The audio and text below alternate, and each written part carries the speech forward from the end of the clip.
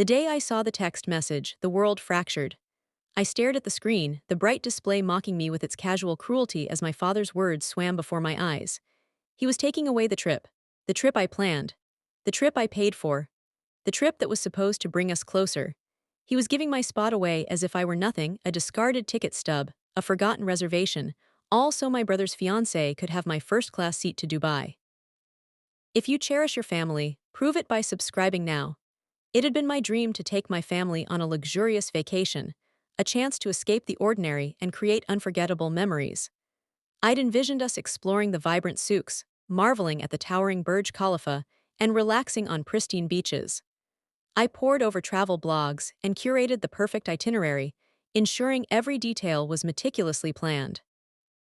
The first-class flights were booked, the five-star hotels reserved, and a series of exclusive experiences were secured, all with my own money. $30,000. It was a significant investment, but one I made willingly, eager to share my success with the people I loved most. My name is Madison, and I'd always prioritized family, even when they didn't necessarily reciprocate. The idea for the Dubai trip started small, a casual comment during a particularly dreary Thanksgiving dinner. We were all crammed into my parents' stuffy dining room, the air thick with the scent of roasting turkey and unspoken resentments. My brother Ethan was droning on about his upcoming wedding, and my father was nodding along, utterly captivated by every syllable that came out of his golden child's mouth. We should do something fun, all of us, I'd suggested, hopping to inject some levity into the conversation. Like a real vacation. Not just another holiday spent arguing over politics. My mother, bless her heart, had perked up immediately, her eyes sparkling with a rare hint of excitement. "Oh, Madison, that would be lovely. Where would we go?" And just like that, the seed was planted. Over the next few weeks, I researched destinations, comparing prices and reading reviews. Dubai quickly emerged as the frontrunner, with its blend of modern luxury and ancient traditions. It was the perfect backdrop for a family adventure, a chance to bond and reconnect in a truly spectacular setting. I presented the idea to my family during our annual Christmas Eve dinner, complete with a detailed slideshow and a breakdown of all the costs. Everyone seemed genuinely enthusiastic, even Ethan, who briefly paused his wedding planning to express his approval. My father, predictably, was the most reserved, but even he admitted that it sounded like a splendid idea. Splendid. High praise coming from him. I took their enthusiasm as a green light and immediately started booking everything, knowing that prices would only increase as the travel dates approached. I felt a surge of accomplishment as I finalized the reservations, envisioning the smiles on their faces as we explored the wonders of Dubai together. Then came the text. One simple, soul-crushing text message that shattered my carefully constructed world. "Madison, we need to talk. I'm sorry, honey, but we've decided to give your spot on the Dubai trip to Sarah," my father's message read. "She and Ethan need a break from all the wedding planning, and it's important for her to feel like part of the family. I hope you understand. Understand. Understand that my own father was prioritizing my brother's fiancée over me, the daughter who had worked tirelessly to make this trip a reality. Understand that he was dismissing my feelings and contributions as if they were utterly insignificant. The audacity was breathtaking.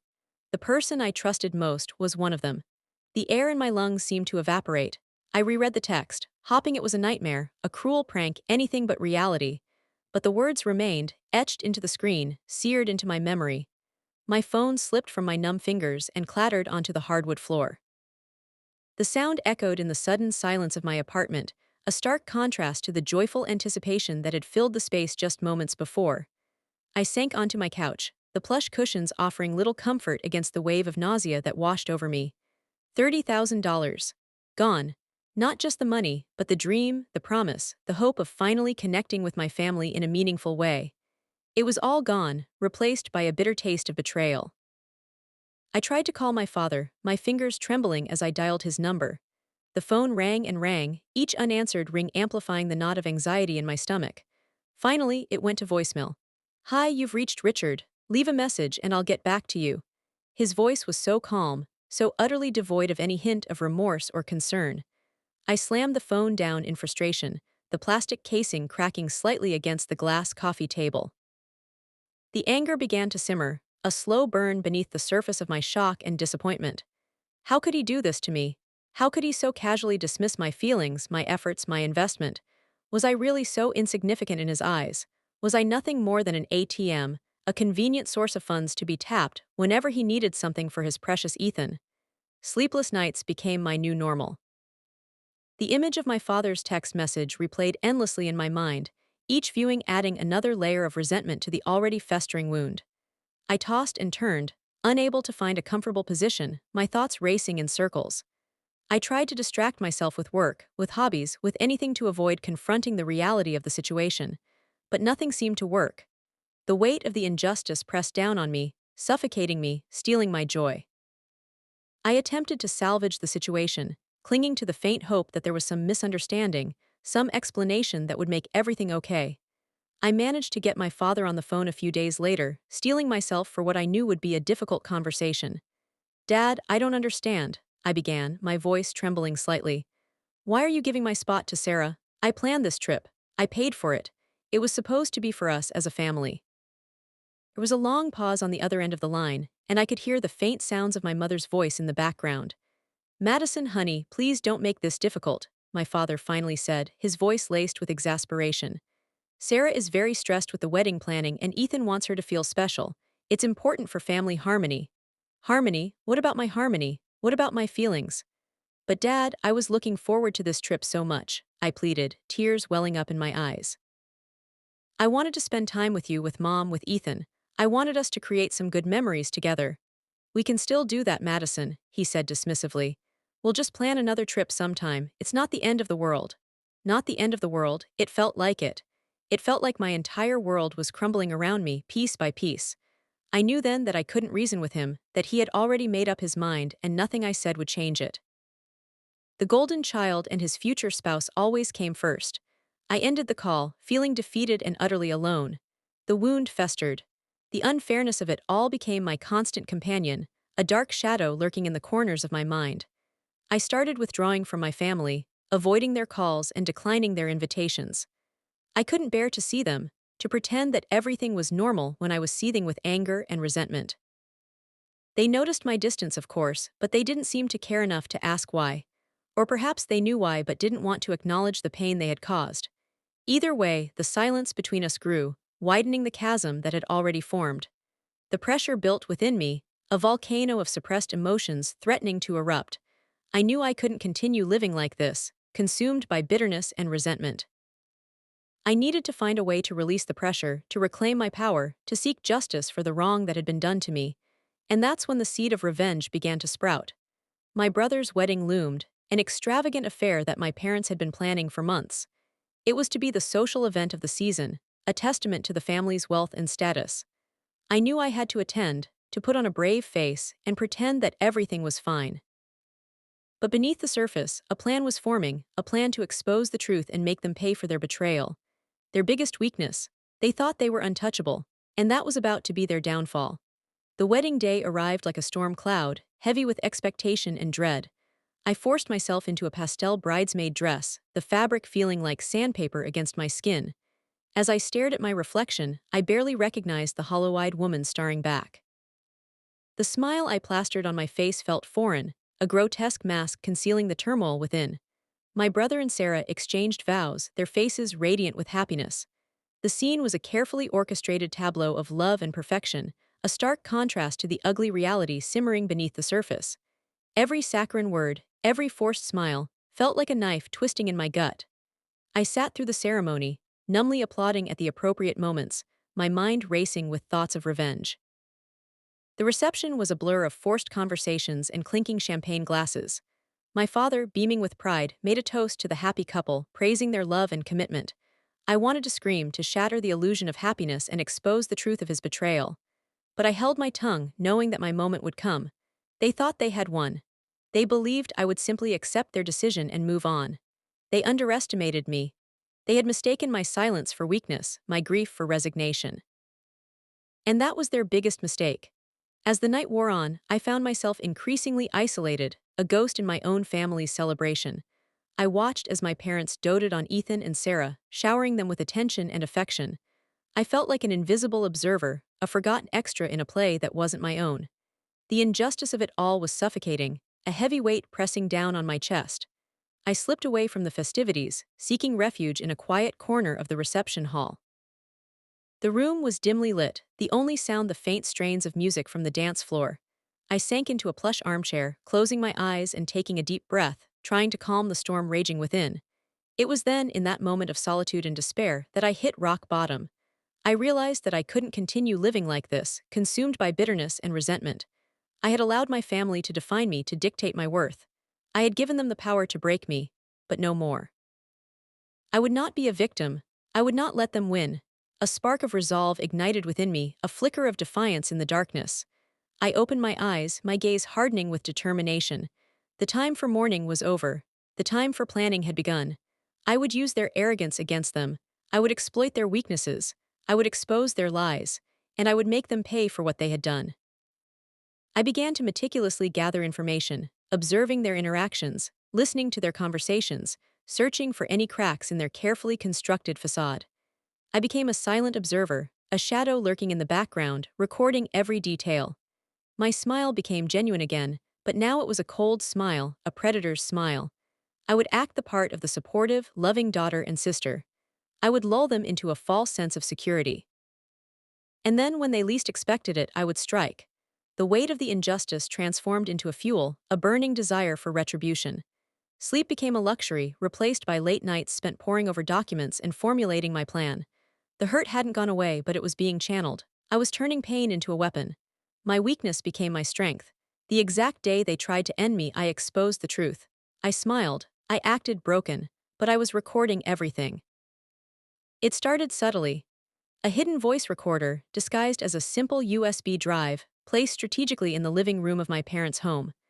I'd feign interest in wedding details, prompting conversations about finances, guest lists, and seating arrangements, all while the recorder diligently captured every word. My parents, basking in the glow of wedding preparations, never suspected a thing. They saw me as the dutiful daughter, finally coming to terms with Ethan's upcoming nuptials and Sarah's integration into the family. I even offered to help with some of the planning, volunteering to handle tasks like vendor communication and RSVP tracking. This gave me access to their email accounts and cloud storage, providing a treasure trove of information. I discovered a hidden bank account, offshore investments, and a series of questionable business dealings that could potentially land my father in serious trouble. My brother, caught up in the whirlwind of wedding planning, was oblivious to everything. Sarah, on the other hand, seemed to sense that something was amiss. She started giving me suspicious glances, her eyes narrowed with distrust. I knew I had to be careful around her, to avoid any slip-ups that might expose my plan. One afternoon, while helping Sarah address wedding invitations, I stumbled upon a conversation between her and my mother that sent a jolt of electricity through my veins. They were discussing a prenuptial agreement, or rather, the lack thereof. Sarah was pressuring my mother to convince Ethan to forego the agreement, arguing that it was a sign of distrust and that their love should be enough. My mother, surprisingly, seemed hesitant, reminding Sarah that Ethan's inheritance was substantial and that a prenuptial agreement was a prudent measure. "Don't worry, I have a plan," Sarah said, her voice dripping with a chilling confidence. "Once we're married, he'll do anything I say. I'll get my hands on that money one way or another." The darkness made my blood run cold. This wasn't about love, it was about money. Sarah was a gold digger, and my brother was completely blind to her true intentions. This new revelation added another layer to my revenge plan. I couldn't just expose my parents' hypocrisy and betrayal. I had to protect my brother from Sarah's clutches. I knew I had to tread carefully, to gather enough evidence to convince him of her true nature without jeopardizing my own safety. I decided to enlist the help of an old friend, David, a tech whiz with a knack for uncovering digital secrets. I explained my situation, omitting the details about my revenge plan, but emphasizing my concern for my brother's well-being. David, always eager for a challenge, readily agreed to help. He installed spyware on Sarah's phone and computer, granting me access to her text messages, emails, and browsing history. What I found was even more damning than I had imagined. Sarah had been corresponding with another man, exchanging explicit messages and planning secret rendezvous. She was not only after my brother's money, but also betraying him with another lover. I compiled all the evidence, meticulously documenting every text message, email, and photograph. I knew that presenting this information to Ethan would be a delicate task. He was so deeply infatuated with Sarah that he might dismiss the evidence as fabrication or jealousy. I needed to find the right moment, the right approach, to break through his delusion and make him see the truth. As the wedding day drew nearer, the tension in the air became almost palpable. My parents were increasingly anxious, sensing that something was about to happen. Sarah was on edge, her eyes darting around nervously, as if she knew she was being watched. Ethan remained blissfully unaware, his head in the clouds, completely oblivious to the storm brewing around him. The rehearsal dinner was a tense affair, filled with forced smiles and strained conversations. My father made another toast to the happy couple, his voice ringing with false sincerity. I could feel my anger simmering beneath the surface, threatening to boil over. I excused myself from the table, claiming a headache, and retreated to a quiet corner of the restaurant. I needed to calm myself, to remind myself that my plan was almost complete and that the moment of reckoning was near. I took out my phone and reread the compiled evidence against Sarah, steeling myself for the confrontation to come. It was time to end this charade, to expose the truth and reclaim my life. The digital breadcrumbs would reveal all. There was no turning back. The day of the wedding dawned bright and clear, a cruel irony given the darkness that was about to unfold. As I stood in the church, watching my brother prepare to exchange vows with Sarah, I knew I couldn't wait any longer. I had to act now before it was too late. The church was packed. Sunlight streamed through the stained glass windows, illuminating the scene with an almost holy glow. But I felt nothing but darkness. As the organ music swelled, signaling Sarah's entrance, I knew I had reached the point of no return. This was it. My last chance to stop this charade and protect my brother from a lifetime of misery. I had to time this perfectly. If I acted too soon, I risked being dismissed as a jealous sister. If I waited too long, Ethan would be bound to Sarah forever. I took a deep breath, steeling myself for what I was about to do. I reached into my purse, my fingers brushing against the USB drive containing all the evidence of Sarah's deception. It felt heavy in my hand, a tangible symbol of the truth I was about to unleash. My heart pounded in my chest. My palms were sweating. I could feel the eyes of my family upon me, wondering what I was going to do. They had no idea what was coming. Sarah glided down the aisle, a vision in white. Her face was radiant, her eyes sparkling with what I knew was feigned happiness. She locked eyes with Ethan, a smile playing on her lips. He beamed back at her, completely oblivious to the web of deceit she had spun around him. My vision blurred. The glass in my hand shattered. I had to do this. Now, I stood up, my chair scraping against the floor, the sound amplified in the sudden silence. All eyes turned to me, their expressions a mixture of confusion and apprehension. My father's face was a mask of fury. My mother's eyes were wide with fear. Ethan looked at me with a puzzled expression, as if asking what I was doing. Sarah's smile faltered, a flicker of panic in her eyes. "I can't let this happen," I said, my voice trembling slightly but gaining strength with each word. "I can't let you all live a lie." A collective gasp rippled through the congregation. My father started to rise from his seat, his face contorted with anger. "Madison, sit down and be quiet," he hissed, his voice low and menacing. I ignored him, my gaze fixed on Ethan. "Ethan, you need to know the truth about Sarah," I said, my voice ringing with conviction. "She's not who you think she is, she's been lying to you from the start." Sarah stepped forward, her eyes blazing with rage. "How dare you?" she screamed, her voice shrill and hysterical. "You're just jealous because Ethan chose me over you." "Jealous?" I scoffed, a bitter laugh escaping my lips. "This isn't about jealousy, Sarah. This is about protecting my brother from a manipulative, gold-digging liar." I pulled the USB drive from my purse, holding it up for everyone to see. "I have proof," I said, my voice unwavering. "Proof of Sarah's infidelity, proof of her financial scheming, proof of her true intentions." I saw the color drain from Sarah's face. Her eyes darted around the room, searching for an escape. But there was nowhere to run. The trap had been set. The stage was ready. The truth was about to be revealed. The silence in the church was deafening, broken only by the faint sound of Sarah's ragged breathing. Ethan looked from me to Sarah, his expression a mixture of disbelief and confusion. "What is she talking about, Sarah?" he asked, his voice barely a whisper. Sarah opened her mouth to speak, but no words came out. She was trapped. Her carefully constructed facade was crumbling before her very eyes. I took a step forward, my gaze unwavering. "I'm going to play a recording," I announced, my voice ringing with authority. A recording of Sarah admitting her true feelings for Ethan, her true intentions for their marriage. I walked towards the sound system, ignoring my father's frantic pleas to stop. I plugged the USB drive into the console, my fingers trembling with anticipation. The room was silent. All eyes were on me. I pressed play. The recording started with a soft hiss, then Sarah's voice filled the church. It was a conversation between her and my mother, the one I had overheard while helping with the wedding invitations. "Don't worry, I have a plan," Sarah's voice said, clear and unmistakable. "Once we're married, he'll do anything I say. I'll get my hands on that money one way or another." A gasp escaped my mother's lips. My father's face turned crimson. Ethan stood frozen, his eyes wide with disbelief. The recording continued, revealing Sarah's affair with another man, her contempt for my brother, and her plans to bleed him dry. The longer the recording played, the more the atmosphere changed. Disbelief morphed into understanding. Confusion turned into anger. The carefully constructed image of Sarah crumbled into dust. When the recording finally ended, the silence was absolute. You could hear a pin drop. Ethan stood there, stunned, his face pale. He looked at Sarah, his eyes filled with hurt and betrayal. "Is this true?" he asked, his voice barely audible. Sarah didn't answer, she couldn't. The evidence was irrefutable. Her silence was an admission of guilt. Ethan turned away from her, his shoulders slumping with defeat. He walked out of the church, his head hung low, leaving Sarah standing alone in the wreckage of her lies. My revenge was complete, but it was only just beginning. The fallout would be spectacular. The church erupted into chaos. Guests whispered, gasped, and pointed, their faces a mixture of shock and morbid curiosity. My father, finally snapping, lunged toward me, his face contorted with rage. "You little witch," he roared, his hand raised to strike. But my uncle, his brother, stepped in front of him, blocking his path. "That's enough, Thomas," he said, his voice firm and disapproving. "You've made a mess of things for too long."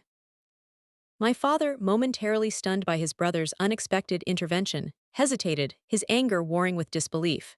The moment of distraction was all I needed. I stepped away from the sound system, my gaze sweeping over the stunned faces in the congregation.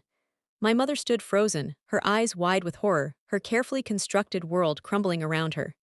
Sarah, abandoned and exposed, stood alone, a single tear tracing a path down her cheek. Her dreams of wealth and power had vanished in an instant, replaced by the harsh reality of her deceit. I turned and walked out of the church, leaving the wreckage behind me. I had done what I came to do. The truth had been revealed. The scales had been balanced. The following days were a whirlwind of media attention, legal battles, and family drama. The story of the wedding scandal went viral, spreading like wildfire across the internet. My parents' business dealings were exposed, their hidden bank accounts and offshore investments laid bare for the world to see. My father faced multiple investigations, his reputation ruined, his empire crumbling. My mother, ostracized by society, retreated into a world of denial, unable to cope with the consequences of her actions. Sarah, humiliated and disgraced, disappeared from public view, her dreams of a lavish lifestyle shattered. Ethan, heartbroken but finally free from her clutches, sought solace in therapy, slowly coming to terms with the betrayal he had suffered. I watched it all unfold from a distance, a sense of detached satisfaction washing over me. They had tried to end me, to erase me from their lives. But I had turned the tables, exposing their lies and reclaiming my own narrative. They lost everything. I just smiled. The family was fractured, perhaps beyond repair. The silence was deafening when we were all in the same room. The legal fallout was intense. My father's business crumbled under the weight of investigations. His empire, built on secrets and deceit, turned to ash. My mother, stripped of her social standing, became a recluse, unable to face the world she once dominated. Sarah, facing legal repercussions for her financial schemes and the exposure of her affair, vanished, leaving no trace. Ethan, though initially devastated, began to heal.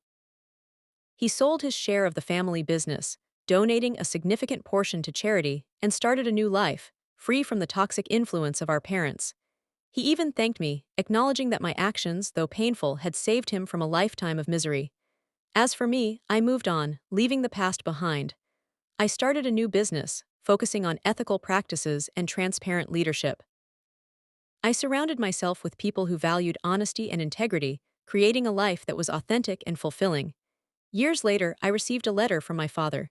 He was living in a small apartment, working a menial job, a shadow of his former self. He wrote of regret, of the mistakes he had made, and of the pain he had caused. He didn't ask for forgiveness, but simply acknowledged the consequences of his actions. I read the letter, a mix of emotions swirling within me. Pity, perhaps, but also a sense of closure. I had achieved my revenge, but it had come at a cost. The family I had once known was gone, replaced by a collection of broken individuals, each grappling with the weight of their choices. I realized then that revenge wasn't the answer. It didn't bring happiness or peace. It simply perpetuated a cycle of pain and suffering. But in this case, it was necessary. Revenge isn't sweet, it's necessary. Sometimes, the only way to break free from the chains of injustice is to fight back, to expose the truth, and to reclaim your power. And in that moment, standing on the precipice of a new beginning, I knew that I had done what I had to do. The scars may remain, but they serve as a reminder of the strength I found within myself, the resilience that allowed me to overcome the darkness and emerge into the light. Would you have done the same? Let me know in the comments. Subscribe for more justice.